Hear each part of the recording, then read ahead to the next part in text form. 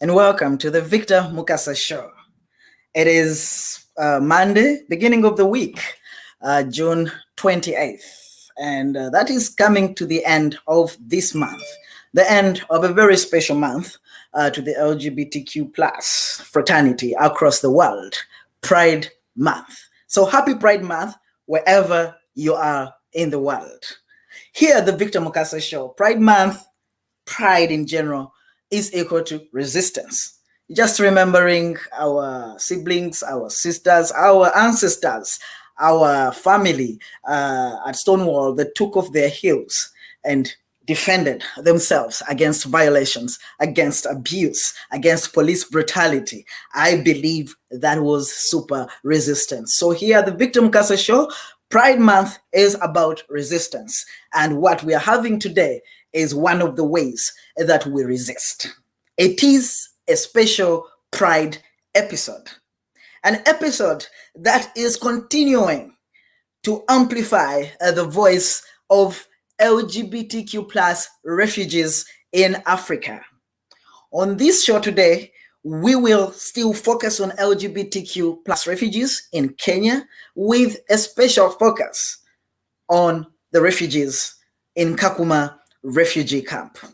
I have very special guests today and guests that are joining us in building this resistance against homophobia and transphobia, against refugees across the world. As I have told you on the shows earlier, that we have received a lot of messages, and probably some of the advocates will let us know that they've received messages from refugees from across the globe, LGBTQ refugees suffering similar violations as the ones that we have been featuring all year round. Without wasting time, I will bring on all the amazing guests that we have featured today on this show. Studio operator over there.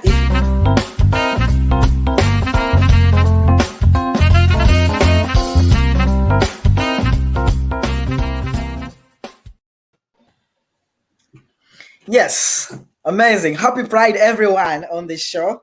Happy Pride, everyone in the studio. I hear on my side, Mr. Operator. But since I'm not the main speaker on this show, I will ignore that echo. I ask you all to ignore it. The speakers will be speaking, and they will be speaking clearly.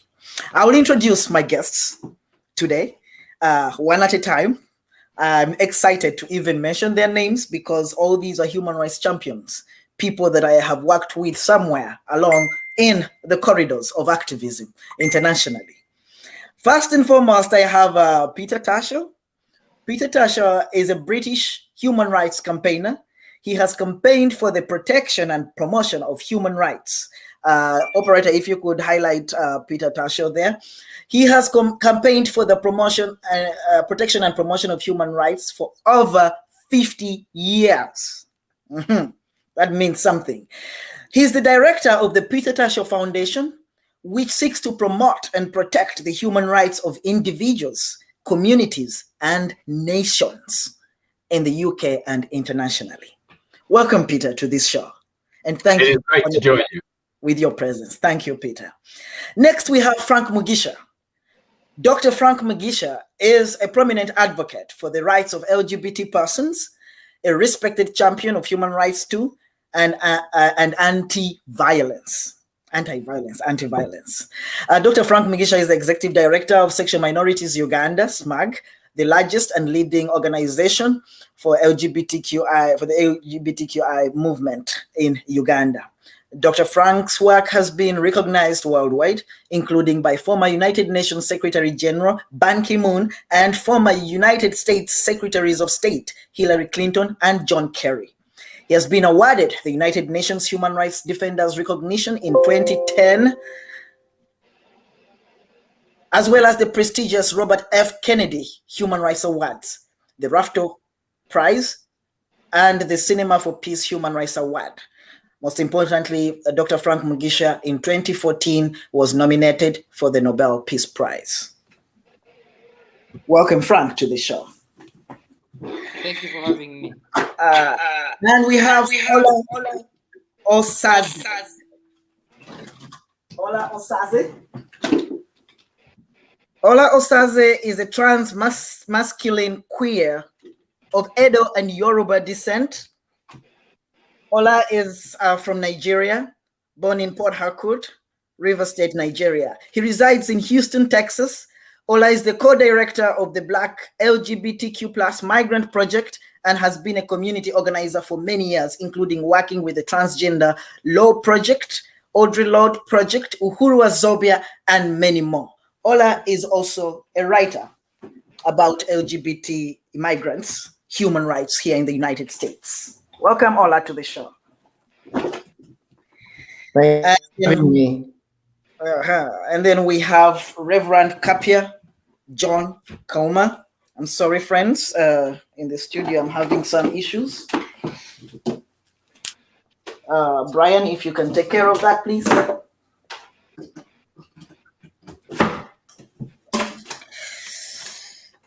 These things happen, very organic. Kapya Kaoma, Reverend Kapya Kaoma, is a Zambian US educated scholar, pastor, and human rights activist who is the most noted for his pro-LGBTQ activism in the face of repressive anti-gay legislation in Africa, and his works for uncovering organizational ties between American anti-gay hate groups and a notable increase in homophobia in Africa. His two publications, Globalizing the Culture Wars and Colonizing African Values, have been influential in understanding anti-LGBTQ politics in Africa and beyond. Reverend Kapya Kaoma is now rector at Christ Ministries in Waltham, Massachusetts. He might correct me on that. We also have Gilbert Kagarura, lastly, but not the least. Gilbert Kagarura is from Kakuma refugee camp. He's a human rights defender with refugee status himself. Did we lose him? Yeah, we have him. And Gilbert is the spokesperson of LGBT refugees in Kakuma camp, has done amazing work, and one of the regulars on this show. Very familiar face. Welcome, Gilbert, to the show. Thank you, Victor. Yes, so these are our guests, very notable activists from across the world. And because of these issues we've been having in the studio, I will not waste time. Just imagine, Gilbert, I'll start with you. Just imagine that there are people watching us right now who had never watched our shows, who had never heard about what is happening in Kakuma refugee camp with LGBTQ refugees. Do you mind taking some very little time, but really bringing out the points about the situation of LGBTQ plus refugees in Kenya, and in particular, Kakuma refugee camp? Gilbert? Thank you very much, Victor. Mm-hmm. It's a great honor to be in the presence of such accomplished human rights defenders and people who are not afraid to challenge the status quo. Going to Kakuma, Kakuma was created in 1992, and it was intended to be a refuge for people fleeing internal conflicts, civil wars, natural phenomena, and it did that for some time. From around 2014, it was hoped that it would provide a safe refuge for persons fleeing persecution and other crimes against them for their sexual identity or sexual orientation. Before long, the first inhabitants of Kakuma who are LGBTQ were attacked. And these attacks have been going on up to date.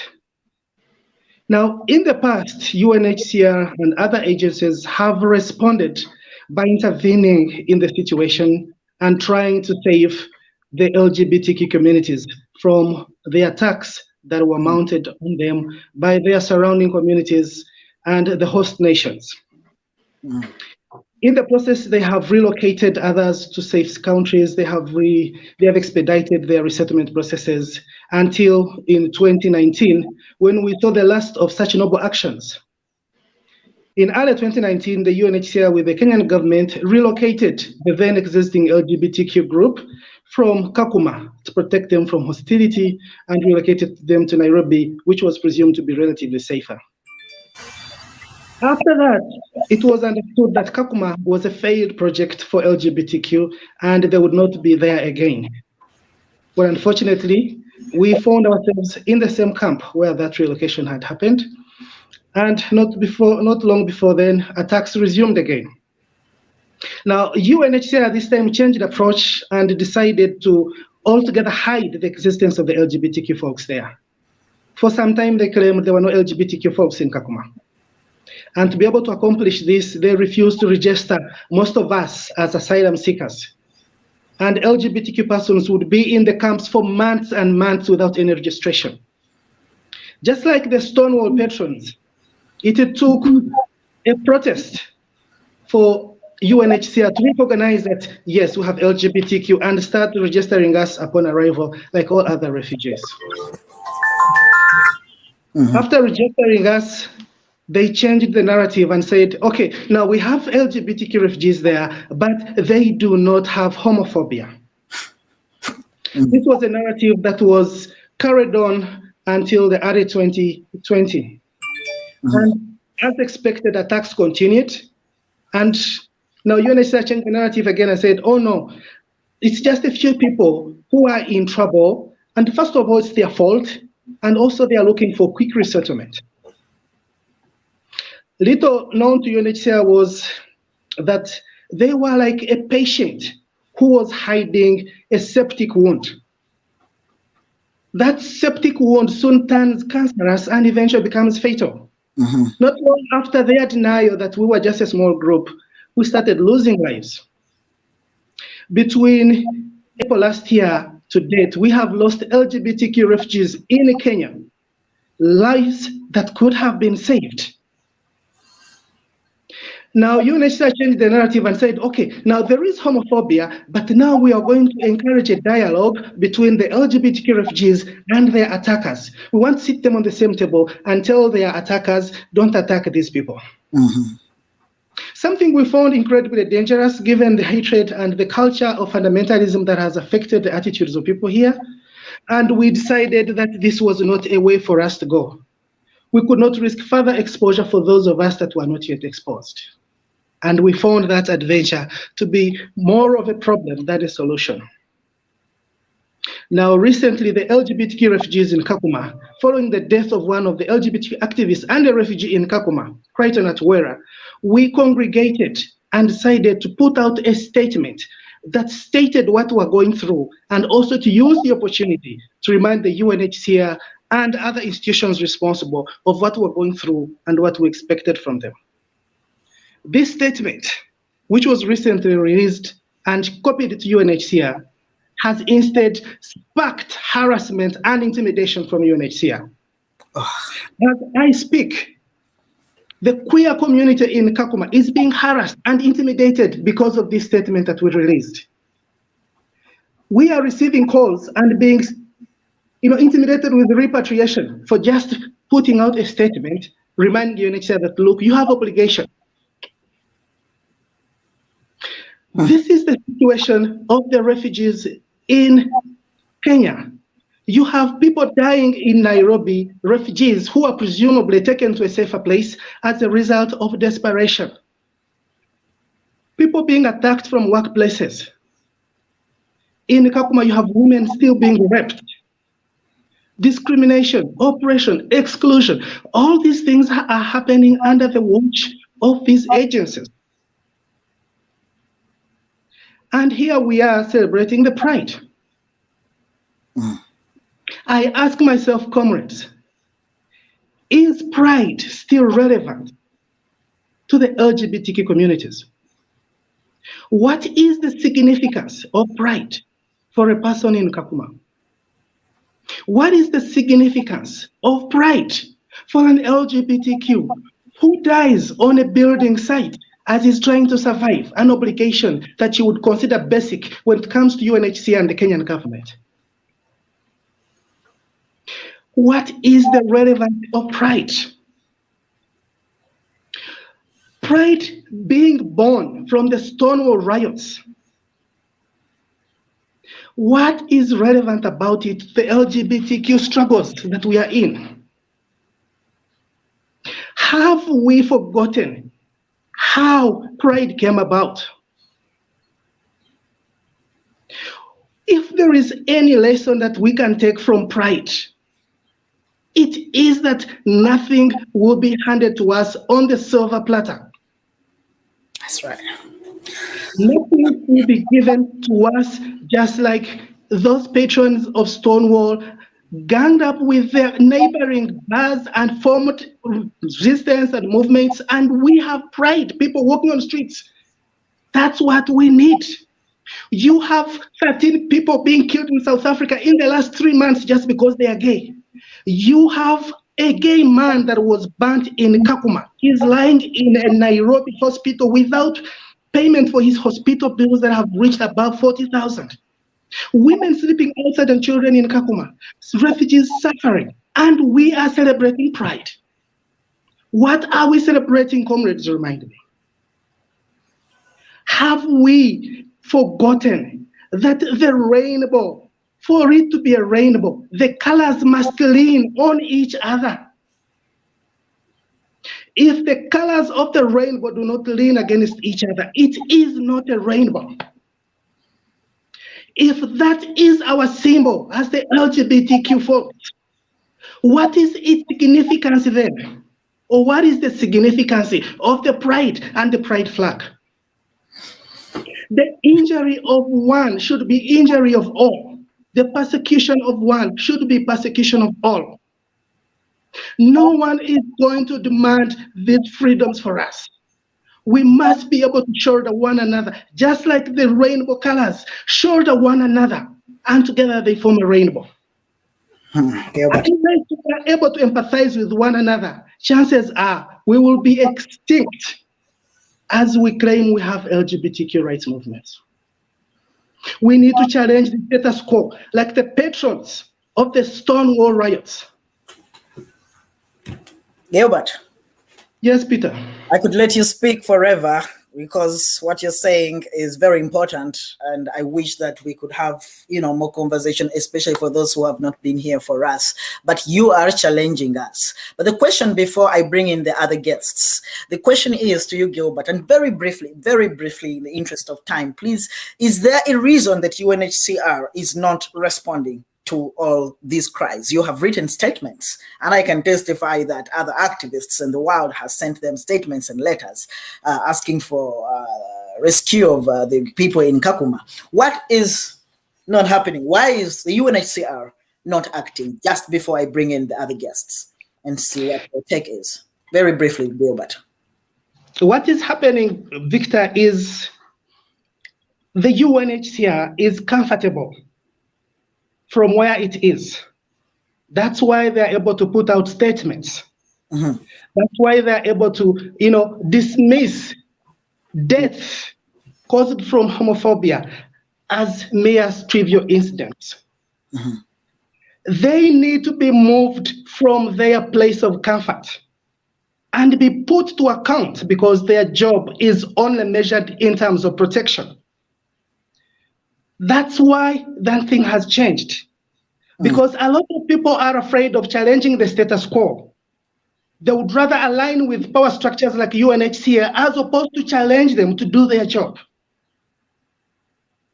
They create these, how they call them, open tables, round tables that are meant to massage and, enhance their egos, as opposed to challenging them in actual areas where they have failed to protect human lives. So in my view, Victor, yes, they are too comfortable where they are. That's why they're not doing much. All right. Thank you. Thank you, Gilbert. Friends and those who are listening to us on YouTube, I salute you. Facebook, I salute you. And on the podcast, I salute you too. Friends in the studio, advocates, you just heard what Gilbert shared with us. I'm wondering, what is your take on what Gilbert is saying? About what is happening in Kakuma? What is your take on all this? Briefly, let's just take that round. Reverend Kapya Kaoma, what is your take on what is happening in Kakuma?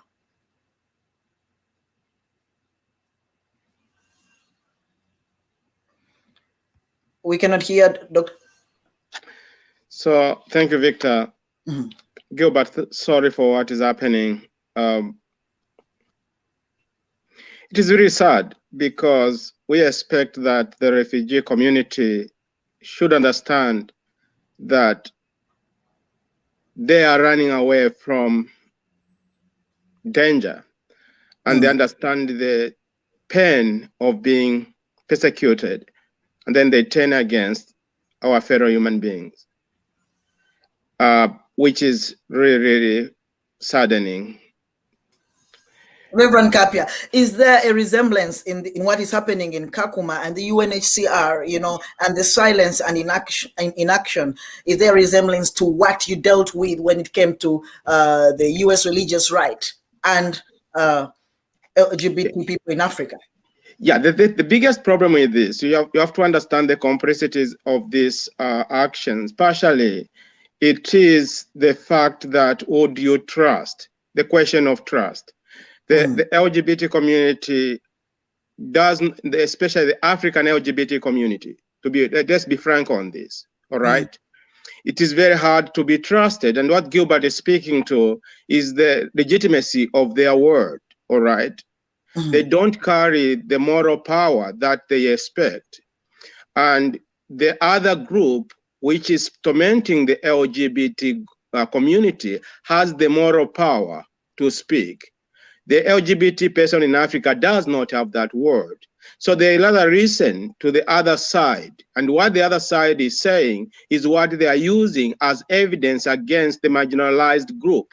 And that's why they are not able to act on their word. All right? We shouldn't forget that in this very camp, the people who are persecuting them, we do have pastors. Yes. All right? Yes, Pentecostal pastors in that Kakuma camp. All right? Who are shouting amen, influenced by the literature from the religious right in that camp. So the LGBT community does not have the moral power to speak and testify to that. And in actual fact, that's why this question is, they are lying. And it will take time for them to be trusted. So when we hear them saying the so-called LGBT, all right? It is because the other side is claiming they are not legitimate LGBT groups. And unfortunately, that's the reality until they have the legitimate voice. Currently, and this is what I experienced in Kenya, in Uganda, in Nigeria, the LGBT voice is always dismissed as liars. Even if they are killed, the answer is they are lying. It's the government, the political language, LGBT people lie. They are not dying. That is what UNHCR and its allies have used, have Unfortunately. Publicly in their statements. Yes.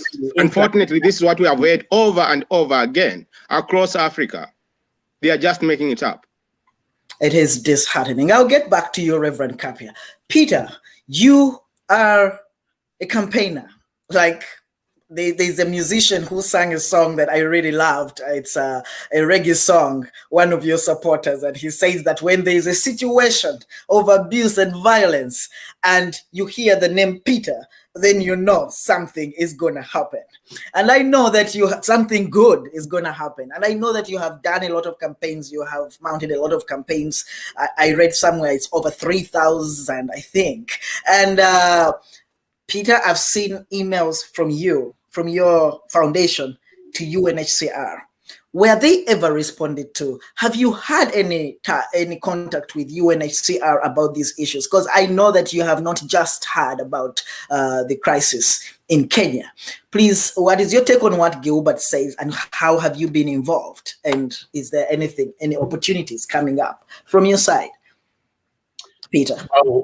Well, for several years, in response to appeals from LGBT plus people in Kakuma, I have tried to pressure the UNHCR.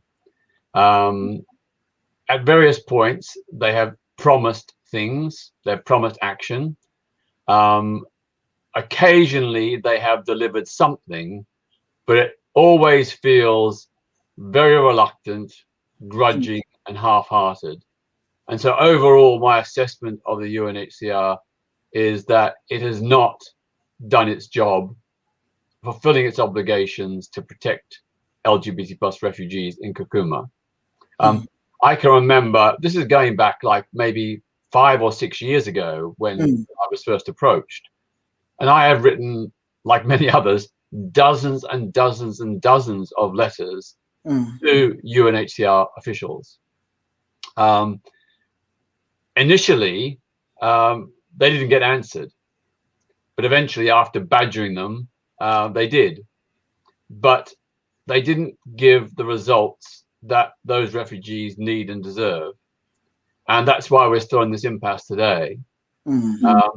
I did about 2 or 3 years ago set up a channel, one person in the UNHCR who was going to be responsible for Kakuma and the plight of all LGBT refugees in Kenya. This was one person who'd been appointed by the head of the UNHCR to deal with all the complaints, because at the moment a lot of people are sort of sending complaints to a dozen or more different UNHCR officials, and the response seems to be, oh well, it wasn't addressed to me, so I don't have to deal with it. So to set up this one person as the contact, that was a step forward. And as a result, this is about 3 years ago, there were some modest but not sufficient improvements. I don't think that contact is operating anymore. And one thing I would advise is to try and establish a single contact person and email to which all the complaints can be channeled, so that person has direct responsibility and can't simply pass the buck to someone else.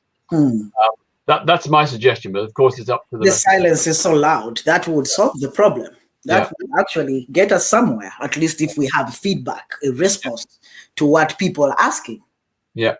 The other thing I tried to do several years ago was to engage with the Kenyan LGBT plus groups to ask if they could assist, or if they couldn't assist, if they could suggest some Kenyan human rights groups that could provide information, support and protection and lobby on behalf of the refugees in Kakuma and Nairobi. But I'm sad to say that none of the Kenyan LGBT plus groups were willing or able to.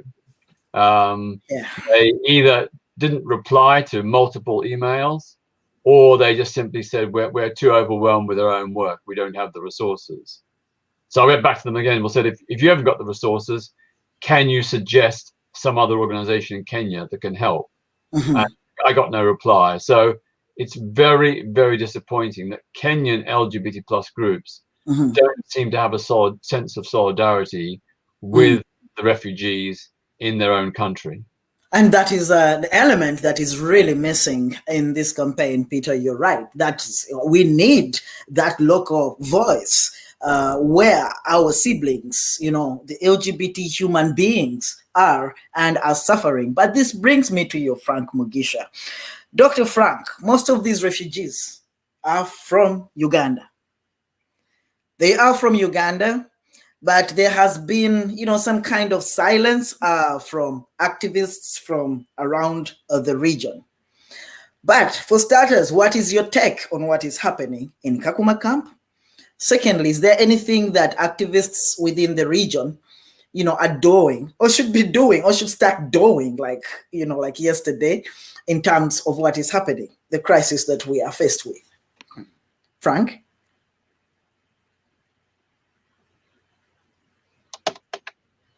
There must be a delay. Frank, you're muted, bro. Operator, if you could unmute Dr. Frank Mugisha, that would be great. Victor, I didn't hear you at all. Are you on mute? I still can't hear you. Daktari, do you hear me now? I can't hear you. The doctor doesn't hear. You don't hear me. You don't hear me, Frank. I can't hear you. Okay, we will get back to you. Ola has been a part of those that the Victor Mukasa show has been working with, in organizing for an organized campaign around the crisis in Kakuma, him and his organization. Ola, would you like to speak to the efforts so far with, are there human rights organizations that you are working with? What are you doing? And you actually inspired me to do a show like this today. Yeah. You had objectives. Would you like to share some of those on the show also? Yes. Thank you again for hosting this, and thank you to the other guests. It's an honor to be here with you, having this important conversation during Pride Month. Before I even get to the objectives, I just want to start from a very personal standpoint. In terms of how personal this issue of the LGBTQ refugees at Kakuma camp, how personal this issue is to me. I've been in the US, for, a few decades now, and I am an asylee here in the US as someone who is queer and transgender from Nigeria. As someone who, went through the asylum process here in the US when Nigeria was deliberating over the bill that became law some years ago. I remember that. Yeah, around the same time when Uganda was deliberating over a somewhat similar bill that also became law. And in each of these examples, there is a direct connection between the origins of these anti-LGBTQ bills and the United States religious right? I mean, among other ways in which the US interferes with governments, Black majority countries, governments, right? So, you have the religious right in the shape of Scott Lively as far as Uganda, in the shape of a really homophobic Anglican movement in the case of Nigeria, and, this is part of the reason that I'm here. This is part of the reason that, my organization, BLMP, or the Black LGBTQ Migrant Project, exists, because many of us here are from Uganda, from Nigeria, from Kenya, from South Africa, from Haiti, from Jamaica. Sure. All of us are queer and trans. All of us have been displaced. We've been forced to leave our homelands. We've been criminalized because we're LGBTQ. We've been violated by sometimes our own families, our own community in our homelands because of our gender and sexuality. And there's a direct connection between this context and the legacy of colonization, the ways in which the West interferes and oppresses many other countries in the global South, particularly in Africa, particularly in the Caribbean and in Latin America. So I just wanted to go from the personal to that big context, because the situation at Kakuma really illustrates this legacy in history, right? And so with this campaign, BLMP as an organization of queer and trans migrants, Black queer and trans migrants living in the US, we felt that it was our duty to partner with other human rights NGOs, particularly on the African continent, to fight for our people at Kakuma. On this earth, there's nowhere that's safe for a person who is Black and LGBTQ. There's nowhere that's safe. In order for us to survive, in order for us to thrive, we always have to fight for that. We always have to organize. And so this consortium of organizations, including BLMP, including Just Associates or JAS, Triangle Project, a number of other organizations that have been Coalition of African Lesbians. Yeah, CAL, exactly. That have been coming together, and Block 13, the LGBTQ leaders at Kakuma. All of us have been coming together for the last several months, to essentially have a campaign focused on this community, right? We've done a number of actions. The focus of this campaign is really pressuring the UNHCR to evacuate these folks from a very dangerous situation.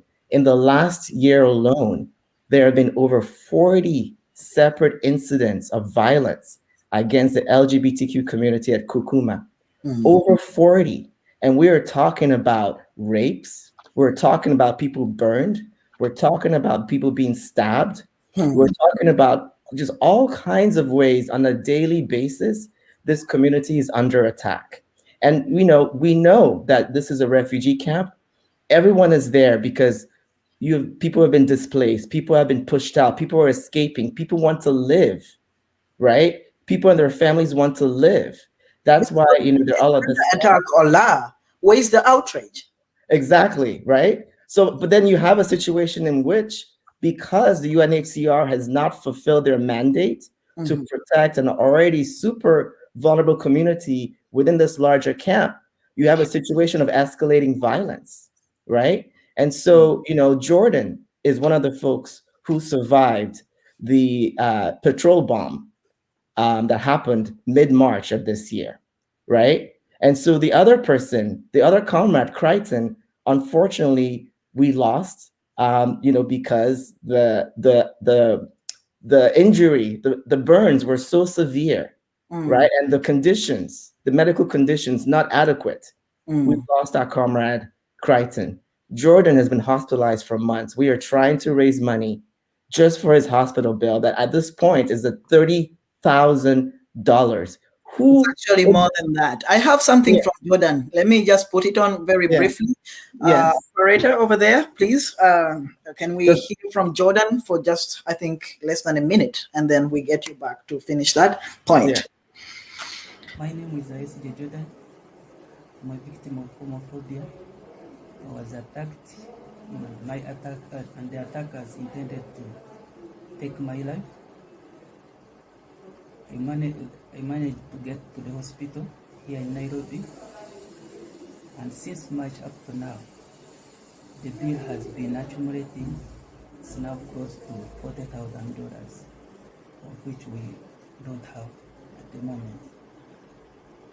Any well-wisher who can contribute to my hospital bill, I would be grateful. Thank you.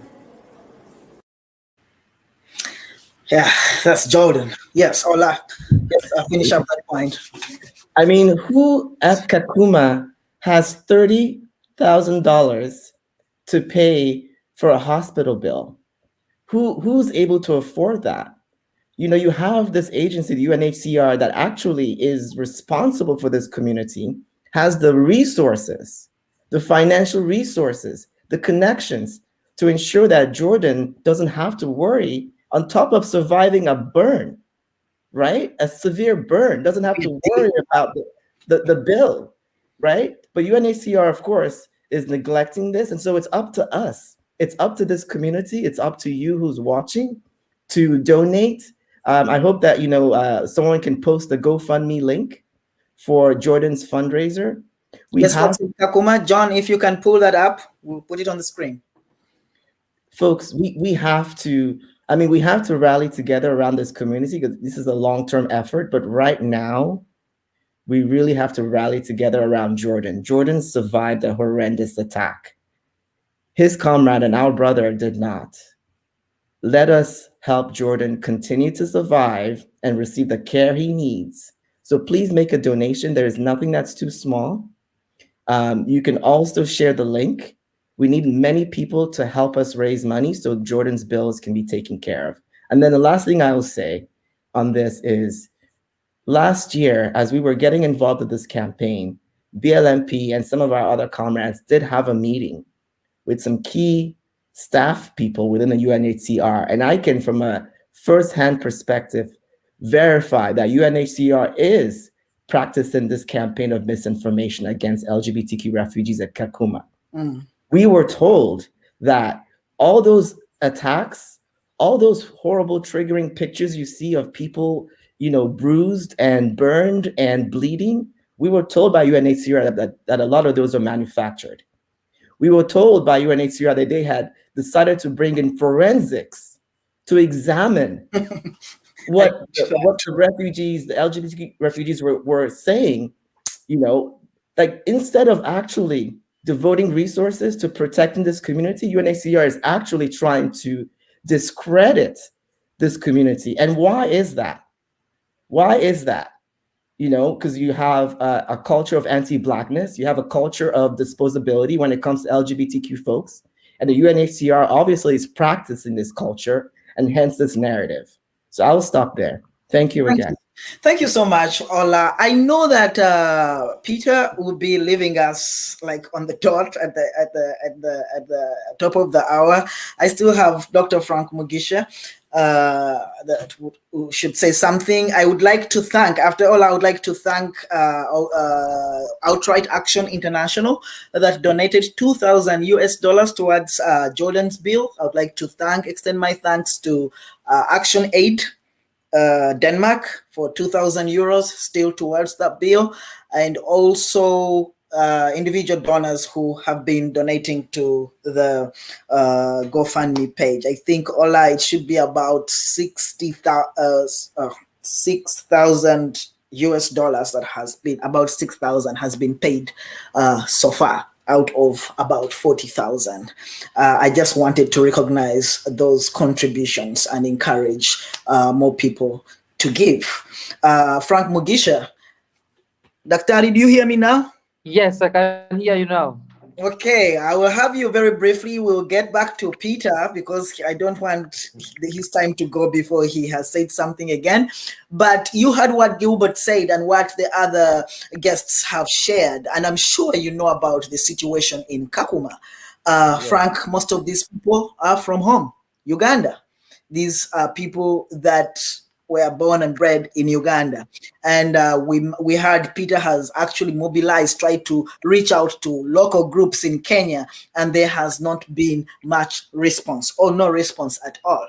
What is the situation in Uganda with SMUG, which is a member organization that has most of these people in Kakuma camp, like most of the people in Kakuma camp are from Uganda, and what is happening now? How are you involved, or what do you think should be done? Thank you so much. Thank you so much, Victor. And I'm happy to be on the show to join colleagues that have done very great work and have supported the LGBT community globally and also in Uganda here. So it's such an honor and privilege to be here alongside colleagues that are doing great work. But also to everyone viewing and watching us, thank you so much for the support and for supporting the show, but also for supporting the LGBT community in Uganda. Well, I wanted to start, Victor, by echoing what some of my colleagues have said.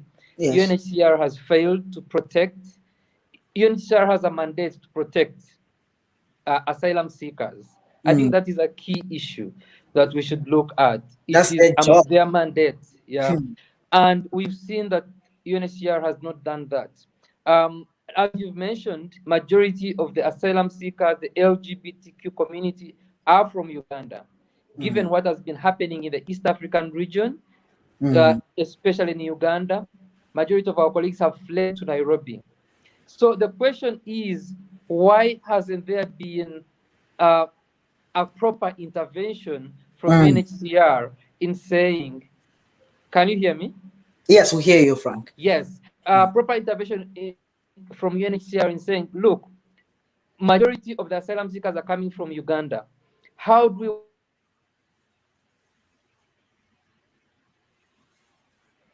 It's so unfortunate. Sure that, can you hear me? Yes, we hear you, Frank. Okay, I'll be very fast. I think my internet is not cooperating today. I don't know why. So what I'm saying is UNHCR hasn't worked with the local groups. I think that is part of the reason that Peter couldn't get much response from the local groups, because even as Sexual Minorities Uganda, we have tried to work with colleagues in Kenya, but the fact that UNHCR puts up the front that they can do much, yet they can't do anything. And then there's no information in how assistance can be provided. Because when you look at the UNHCR's mandate, they have to provide protection, health, all the needs for the asylum seekers.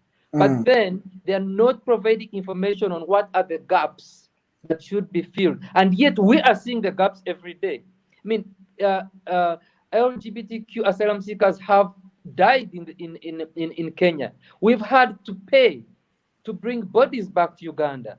You know, we have had to mobilize funds for treatment. Same thing that you're doing on the show right now to mobilize funds for treatment for an asylum seeker in Kenya. This should be the work of UNHCR. Or UNHCR should come out clear and say, guys, look here, we are limited on resources, both human resources, funds, and this is how local civil society and international civil society can come in and help. But UNHCR is not coming up front and giving this very accurate information. So I think UNHCR needs to be clear on why there was a time when LGBTQ cases were expedited. Why is it happening now? When all the homophobia is happening, why not go back and expedite the resettlement of LGBT asylum seekers? Because if they are being harassed and you can't protect them, then expedite the process.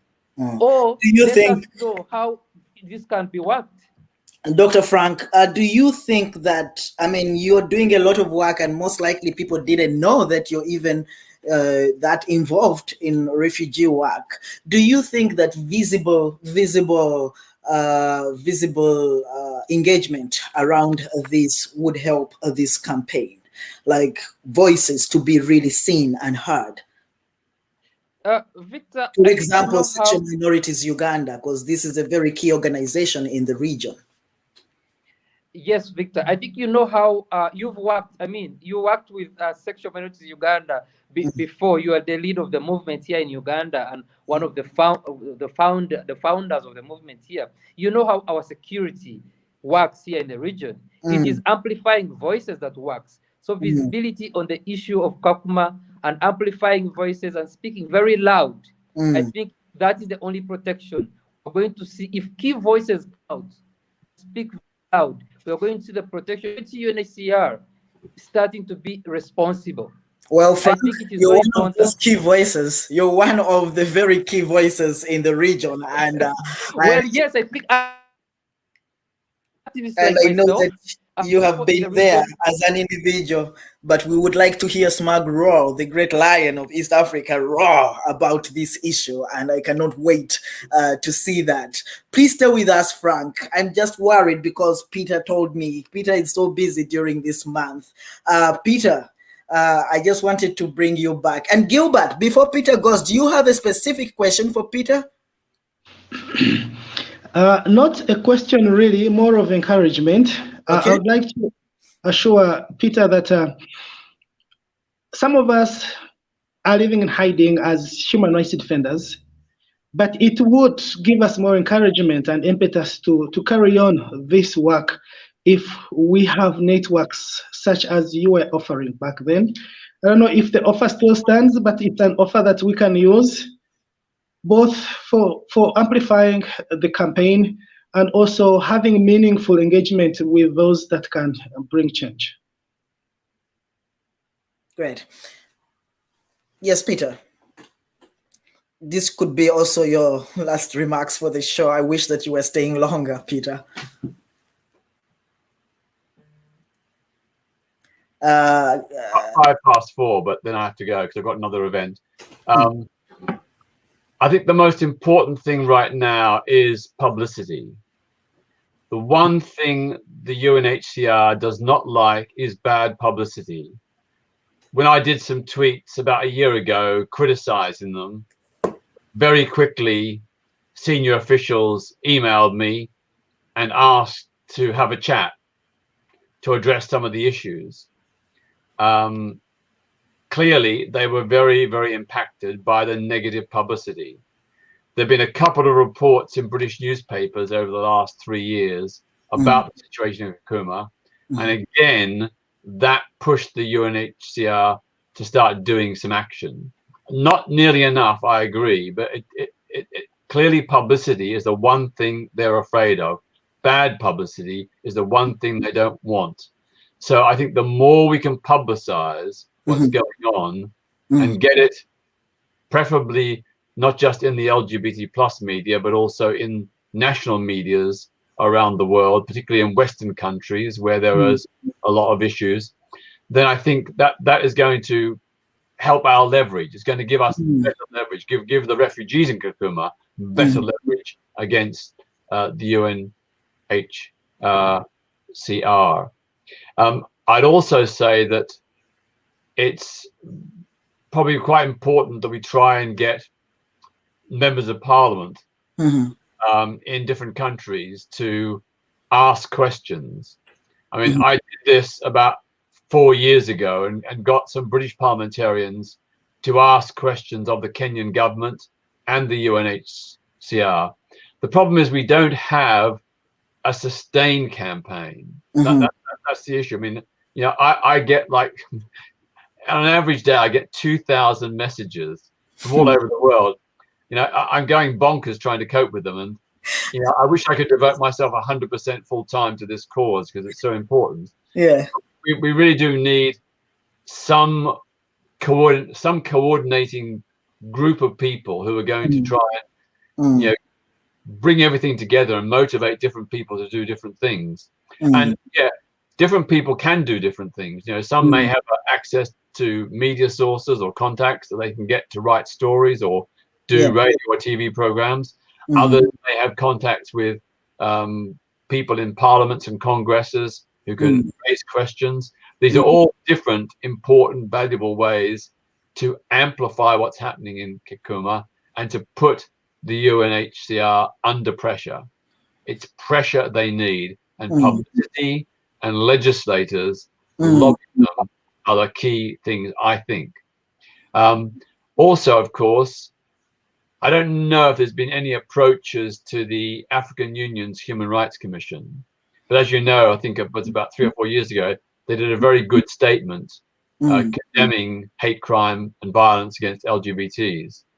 Very surprising, given that most African countries who belong to the African Union criminalize same-sex relations.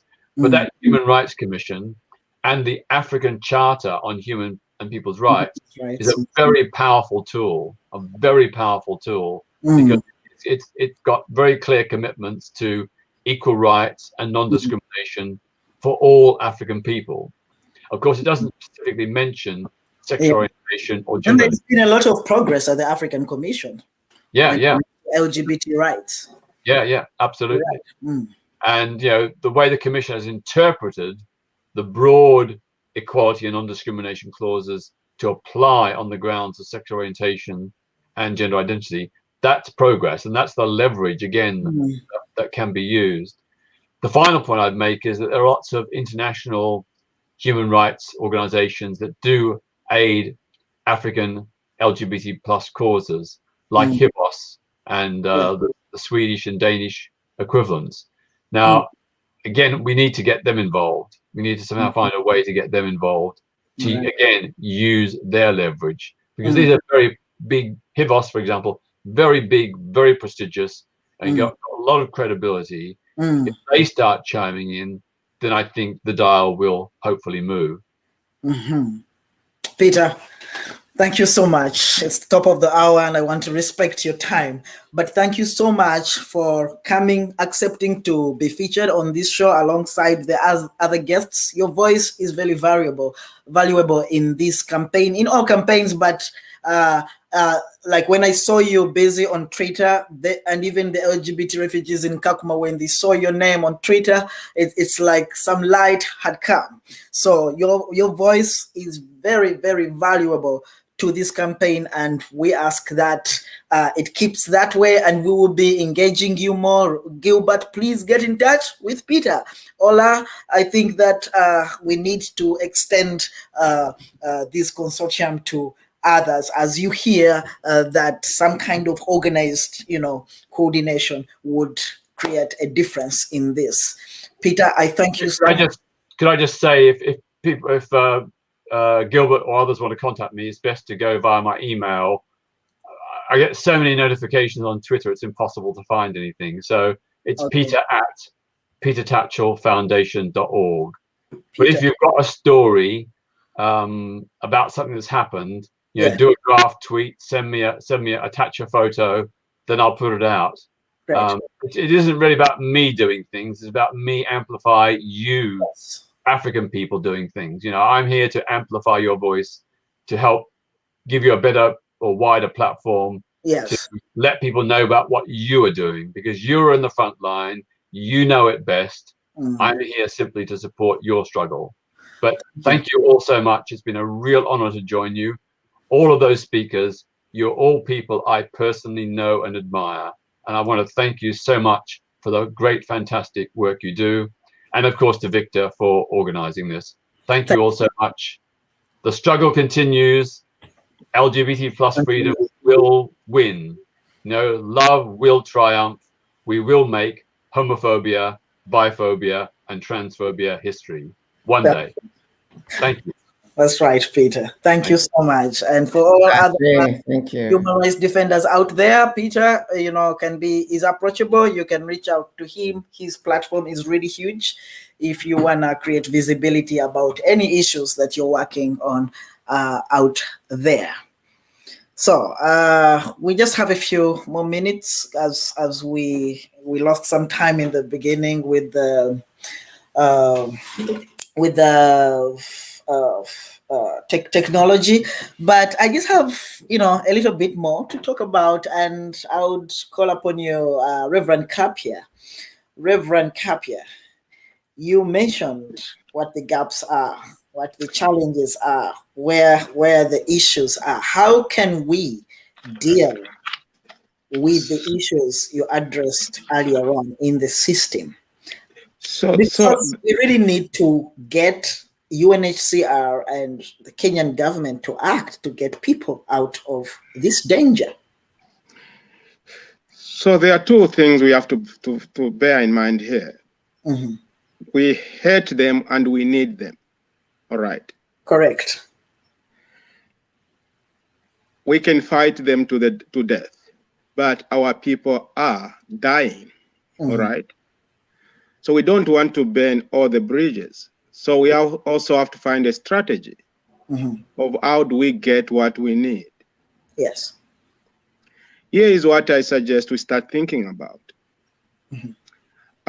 We do have, as I said, some of the information they are getting is based on their local staffing, who happen, most of them, to be fundamentalists working for the local offices in Kenya. All right? Yes. Who are giving their bosses false information. And as we know, you and me know, all of us on this call, a lot of people have lied about being LGBTQ and gotten visas when they are not, because our people are on the margins. So there is some truth in when they say that. We have experienced those. They have exploited our people by claiming what they are not. All right. And so there is evidence to that claim. So my fear is that we should not just throw them off the table, but let's find a way of trying to continue fighting them, but also strategically getting them on the table. That's why we need Frank Mugisha. We are lucky recently because of Jessica as being nominated to be in the Biden administration. Yes. All right. Yes. Isn't this the time for Frank, Victor, myself, to reach out to Jessica and say, can we have a meeting as soon as possible? And have the Trump administration ambassador to the UN on the table. We have a two-pronged kind of approach. We go for this fight out there and the inside approach as well. Because Jessica needs to see that she's being relevant. All right? So let's start on both sides. We start a fight on both sides, the outside fight and the inside fight. That's correct. Because time is not there. Our friends don't have to wait. We have to be more proactive on both ends. It's just Frank, we need you. Frank, you have to use your influence. We need you. We need everyone now here. We don't have time, friends. Our friends cannot wait for another month.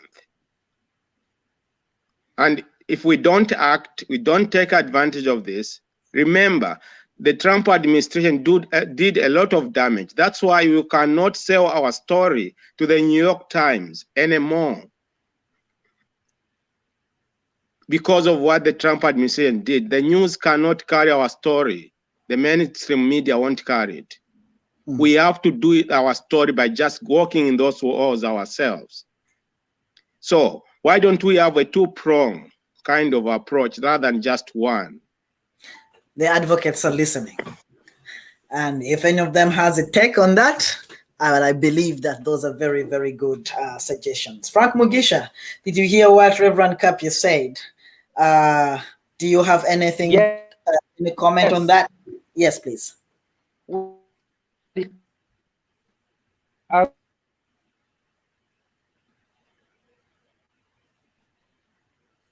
I hate the internet in some places. I totally agree. We need to use some of those strategies in this situation as well.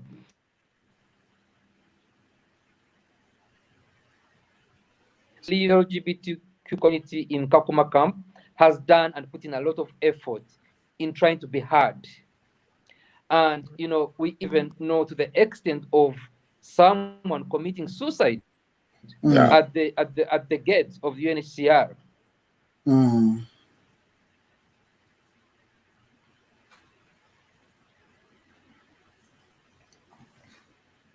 Yeah, somebody said that the internet, Kenan Gant from Kakuma says the internet is also homophobic, because this was very important remarks from Dr. Frank Mugisha, and it looks like we are missing out on that. Gilbert, yes. Now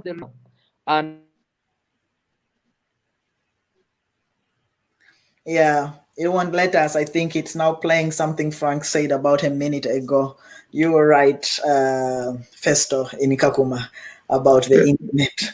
Before we go, Victor, yes. The other thing I'm thinking about here is, is it possible for us to think about an independent study, all right, of the persecution of what our LGBTQI members are going through at Kakuma camp? Because we need to document this, whether we like it or not. All right? Because in the future, there may be a lawsuit we are looking at here. Can I jump in on this point? Because yes. I agree completely. Well, I mean, I agree with, all of what you've been saying, Reverend, the inside fight and the outside fight. I want us to have just a strategy conversation at some point. And this information or this suggestion about having data through a study. I mean, we all know, it's horrible what's happening there. I mean, I know Block 13 has documented incidents. Yes. And there's ample proof, as far as photos and anecdotes and, all of that stuff is there. It's documented and has been sent to UNHCR, and there's been no response. It's a continued erasure, right? However, I do think a study or, to produce data of some sort has so much value, because it allows us to tell this story in so many different ways to many audiences. And also data is, unfortunately, data in a lot of instances carries more weight than, say, anecdotes. I mean, anecdotes can be part of the data, but it also helps to have numbers to show just how the breadth and the depth of this violence against Kakuma, queer and trans people. So I just wanted to co-sign what the Reverend said as far as a study. Correct. Thank you, Ola, for that submission. I believe. Can I chip in very quickly before my internet? Yes, Dr. Frank. Yes. So I was still saying that we also need to get, because how much access do we have to Kakuma anyway? So UNHCR has also not been forthcoming in terms of how much access do local partners and international partners have. And also there are so many players, as we may know. and they are listening to us. There's so many players who have been trying to do something, maybe a short study or understand the situation. It is, I think, about the time now that all those players come together and have proper coordination, because we're going to be hard if there is proper coordination. So Gilbert, I'm with you on coordination, on looking out for the players. We can get into the conversation so we can get this moving, because I know there are many international players that some are even in Nairobi. I know who have been reaching out to us and saying, how can we support? But there doesn't seem to be, UNHCR hasn't been opening those channels of access to the camps, of access to information, access to data and all that. So we need to look into all that and then have a proper coordination. Well, folks in Kakuma, Gilbert, and folks in Kakuma, you have had Dr. Frank Mugisha. If you could just get in touch, after this show and come up with, better ways of doing this coordination. And I think all of this is also very crucial with the initiatives that the consortium is already undertaking. Victor, Frank, they won't give you that information, you like it or not. They don't want to be exposed. You have to have other means, all right? They won't allow you in. It's like allowing a thief to their office, just saying, I want to investigate you. So find other means. They won't allow you in. It's perhaps very important that we have convene and at some point and, just unpack all these ideas and see how best we can actually approach these issues. Gilbert, just before you all are, let's have Gilbert. He wanted to say something. Yes, thank you, Victor. Thank you, Reverend. Thank you, Doctor. Of course, Comrade Ola, I know where we have come from. Just to take Frank on his offer, really, I wanted to ask him if he's available, if I can contact him in the near future. And, organizing around this sort of coordination, having a coordination unit, something that can use your sort of network and influence. Are you available to be contacted? And the same question goes to Reverend as well. I agree with you, Reverend. There have been several attempts in the past, both from the press and other humanitarian individuals, to access Kakuma that have been blocked. There was even an incident when they called the refugees and put them in the room and called the other party and put it in a different room and told each party that the other party had not showed up, and then dispersed the two parties without meeting. They have been very protective of these complexes, and they will continue to do so. But I think we need a follow-up meeting rather sooner and discuss the modalities of how this coordination and campaign can move forward, really. Is this something that we can take both on you? Would you be available? That is actually my question to both Reverend and Peter, and Dr. Frank. Thank you, Gilbert. I am available, and also I can provide my contacts after the call, or Victor can provide you with my contact information. I am happy to support in any way, and like I said before, there has been many partners who have reached out. I will do that, Dr. Frank. And I agree with the consortium. Once there's a consortium and there's local pressure, the voices will be listened to. UNHCR will not ignore the pressure from a local consortium. If activists and all the players come together, UNHCR will not ignore those voices. So I am available and happy to support in any way. Thank you, Dr. Frank. Reverend Kapya, do you have any response to that? Any comments to that? Yeah, I am available. No, I'll do everything for the movement. Reverend Kapya is right there for our for our kind. I trust him on that. I think that we go to every Frank and everyone on this call. Please feel free to contact me. I care for this cause. It's really sacred to me. Thank you, Reverend Kapya. I think it's time for those last remarks. I wish that I could just spend the whole day here with you all. Dr. Frank, it has been a long time, and just being with you here makes me want to, chill the whole day with you. But let us have the last remarks, and probably we will have another show at some point here on the Victor Mukasa Show. We will start with you, Dr. Frank Mugisha. Well, thank you so much, Victor, for having me on the show. Thank you so much, Victor, for having me on the show. I feel really honored to be speaking alongside key international recognized and well-known activists who care about the movement, who feel so strong about this movement. And Victor, thank you for bringing up the voices of the LGBTQ community in Kakuma. You've been consistent, and I believe that it's about time many people joined you in amplifying and speaking up what is happening in Kakuma. Many of us have been left at, we didn't have solutions because, like I mentioned, SMUG, Uganda, we faced the backlash because majority of the LGBT asylum seekers are from Uganda. So my last remarks is to call upon everyone, support Jordan in terms of financial support, donate as much as you can.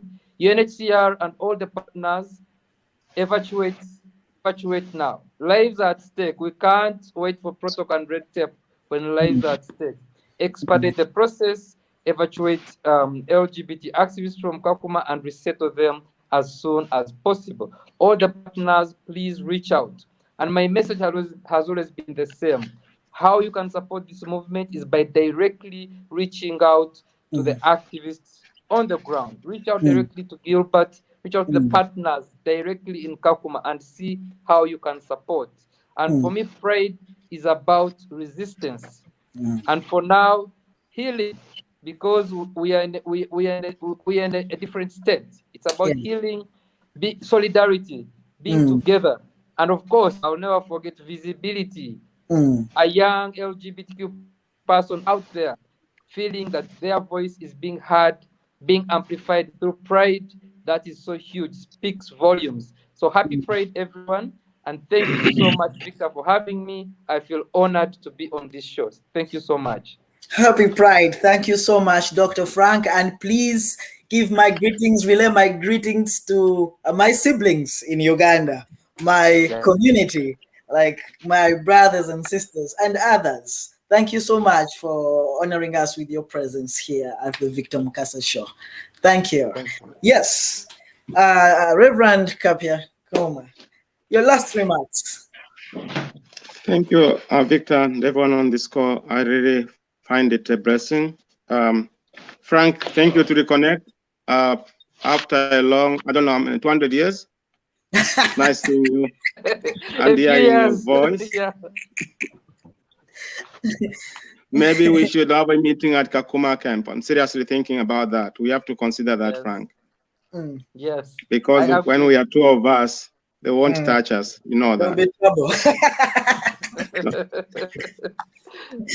Yeah. Seriously, they won't touch us. You know that. All right? Yes, I totally agree. Yeah. So we know how to run away. But to those who are listening, I just want to say, if we can save one life, we have done it. And let's not aim at saving everyone, but maybe one. And if we can do that, we'll be blessed. So let's do our best, even to save one. And we can only do it if we came together as one. Remember, the walls of injustice won't be broken by one blow. And as Peter said, it is this time of persistence that will break it. On our Facebook pages, let's talk about this. On our Twitter, let's talk about it. in our discussion with other people, let's talk about it. You never know the person you are talking to, and how maybe they are connected to somebody who can make a difference. We have lost lives, and we may lose more. To stop it demands that each one of us will do our best. Now, I just want to read to you this poem as I end, which I wrote. Yes, please. Silence is a true friend who never betrays. Confucius, an ancient sage, once said, to me, silence is a deadly acquittance. Breaking it is my sacred duty. Silence is a dice friend.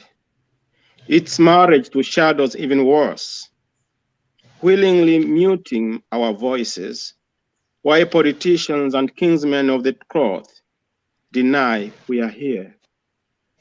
Oh, beautiful silence, unmute yourself only for once. Are we not hunted like antelopes on ancestral soil?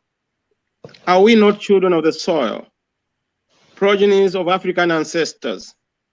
In disgrace, you refuse to answer.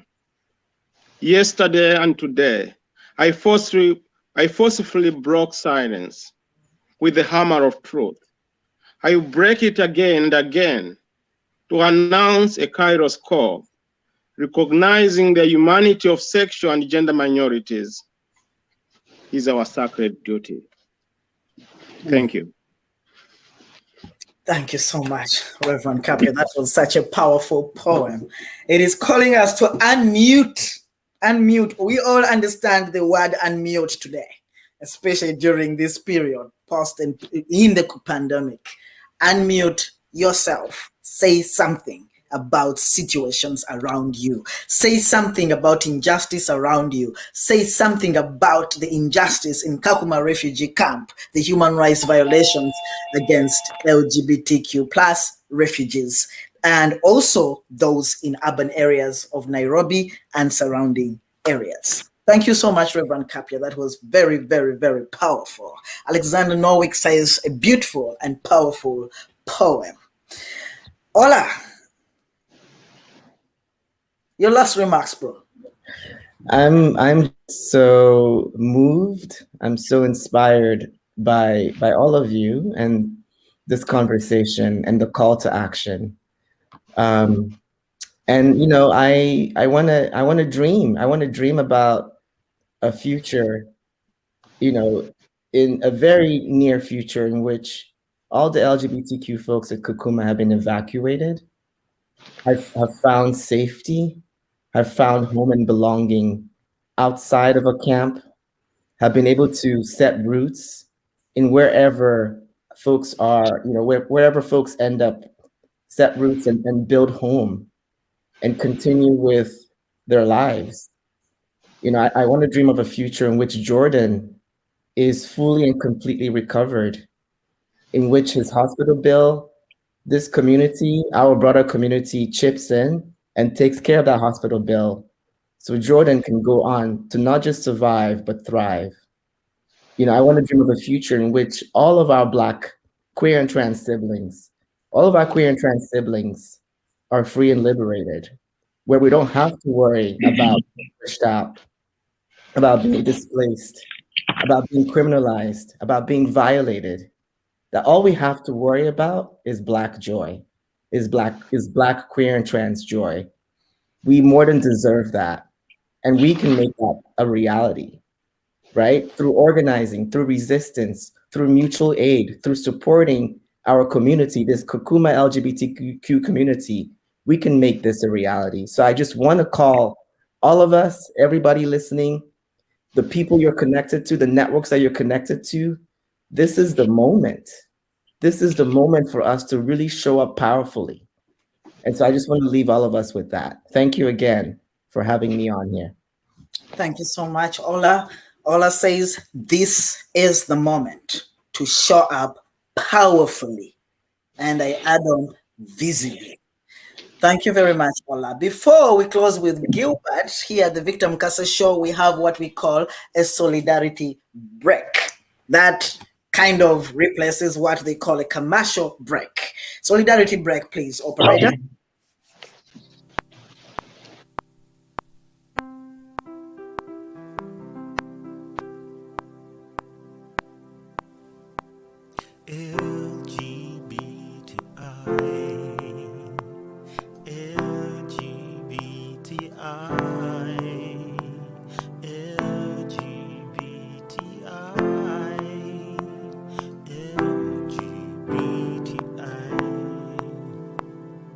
Greetings, everyone.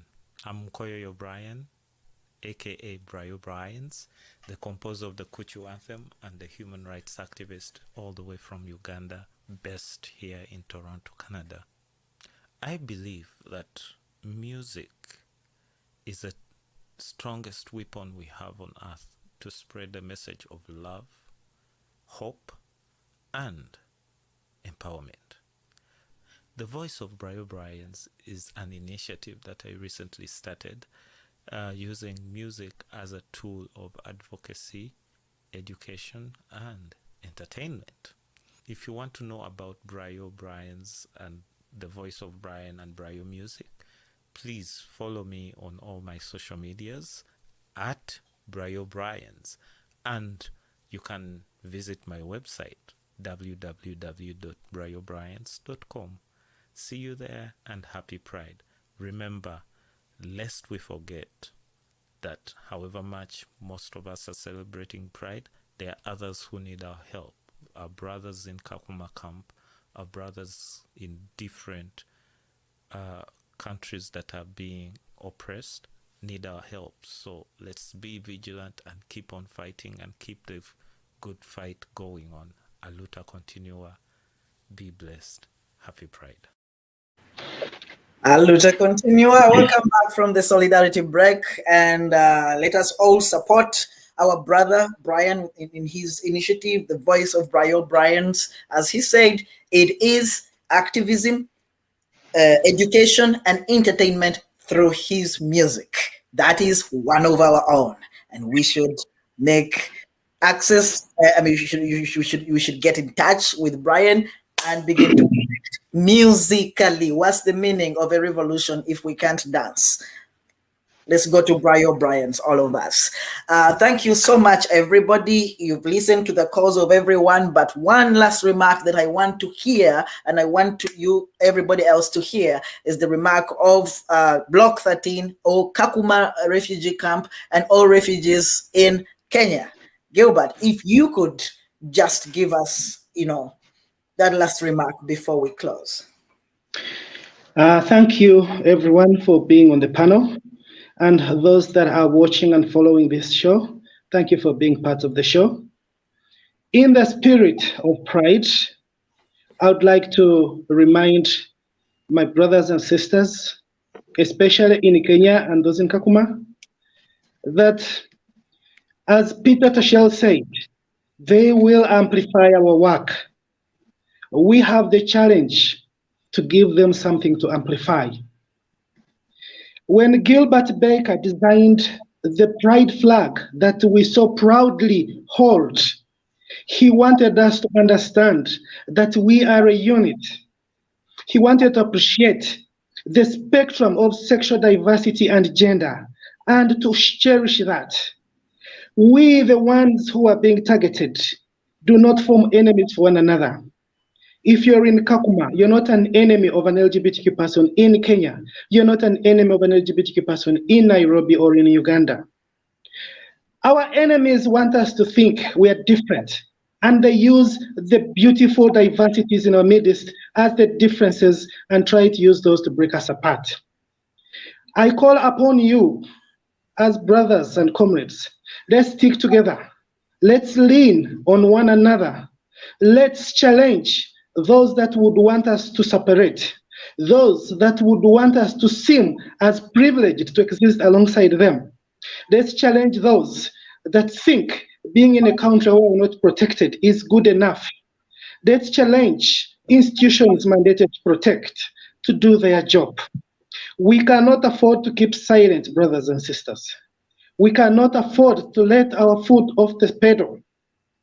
The enemies are strong.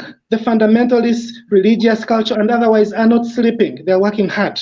Our work continues to be a surmountable challenge, but we can achieve. Just like the colors of the rainbow are not relevant if they're apart. Our relevance, our victory comes from being together and sticking with one another. Thank you for this show, Victor. And everybody who's watching, we are one. Our pain is your pain. Your pain is our pain. Pride reminds us of that. Our flag reminds us of that. Let's fight for one another, protect one another, and defend one another. Thank you, Gilbert. Your pain is my pain. My pain is your pain. Thank you so much to everybody, all our featured guests. Thank you for showing up today, and thanks for standing in solidarity with LGBTQ plus refugees in Africa, in Kenya, and everywhere. Thank you so much to the operator in the studio for the good work you have done. Brian's is still our operator, and I encourage you all to reach out to the Victor Mukasa Show if you want any of your issues in Africa amplified. It is our space. Made here, but it is our space. Thank you so much. And a special shout out to those on YouTube. Aluta continua, everybody. Happy Pride, and it is the beginning of happy resistance. Thank you very much. Au revoir.